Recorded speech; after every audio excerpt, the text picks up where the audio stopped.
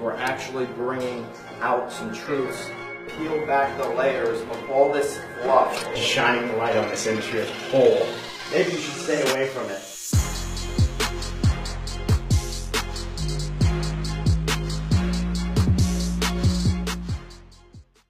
Hi everybody, welcome to Real Estate Raw and Uncut. This is episode 86. I'm Byron Lazine, joined as always by Tim Beret.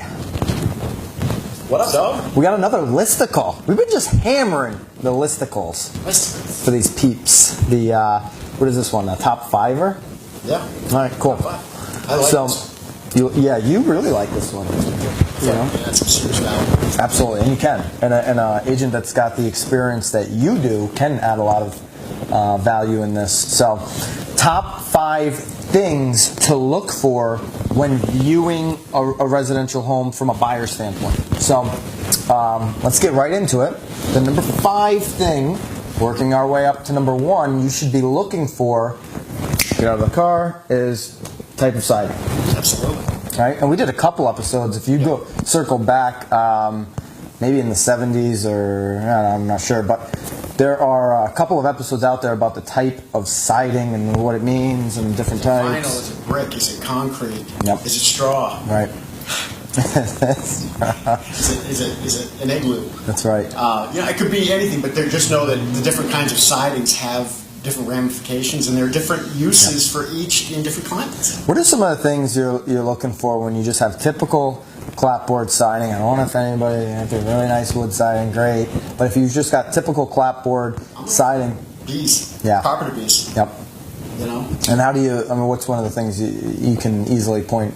Well, you can hear them, but you can see them. Right. To see the hole. Yeah. You know, the problem is there's an entrance, and then usually they'll go and come out, and they can consume a lot of wood in a short period of time. That's right. Number 4 thing you should look for is type of windows does this home have? So have they been replaced? Are they, the replacement windows that are, within maybe 5 years or whatever? Is it a single pane? Is it a single pane with storm? Right. You know, right. Does it thermal pane, double pane? The biggest issue that I have right now, and I think it's a little fraudulent, I'm going to call Anderson out on this. Because Anderson, everybody knows that name, right? Yeah. And you're like, oh, wait, I got Anderson's. I'm good. Yeah. Well, Anderson has teamed up with Lowe's, Home Depot, and they've got a Silverline product out there that's absolute crap. Really? Yeah. So it's like, I got that. You're always looking in the corner. I got the little triangle. Yeah. It's an Anderson. We're good to go.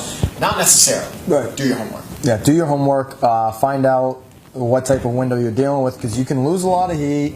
If you get into a home, you buy a home, and maybe your inspector didn't do an appropriate job educating you or your agent or whatever it may be, and a year later you realize you've got to replace all those windows. That could be a little bit more than that 1% we always talk about, or that 2% cost that you should be putting into maintenance of your home. It could be a bigger hit. So be aware of that. Number 3, type of roof do you have and the age of that roof? Important.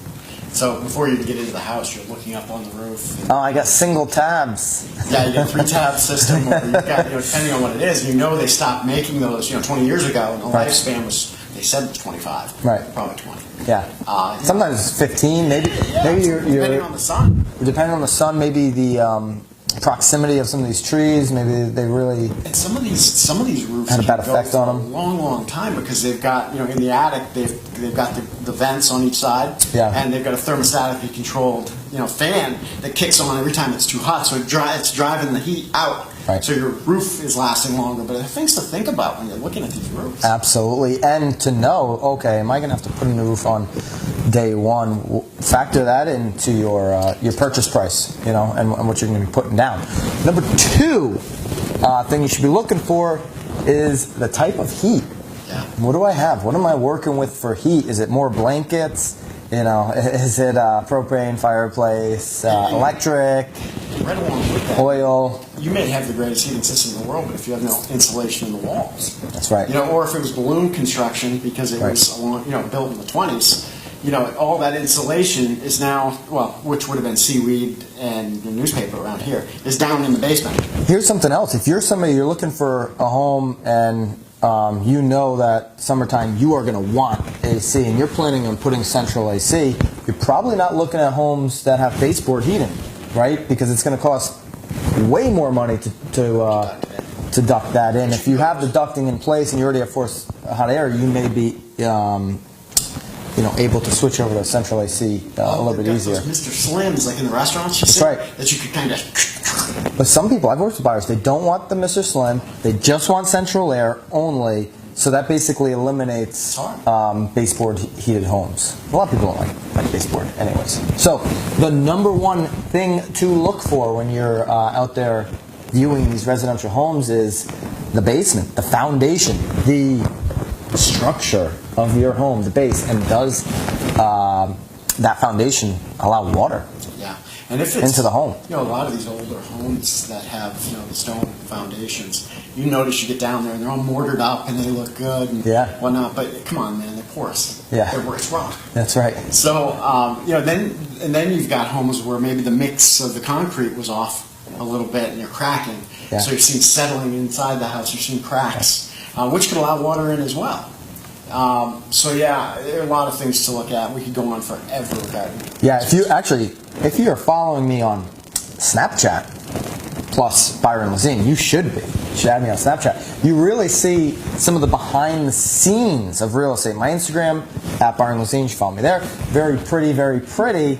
But if you want to see the real deal behind the scenes, follow me on Snapchat. A lot of times I'll be out with an investor or somebody looking at a flip.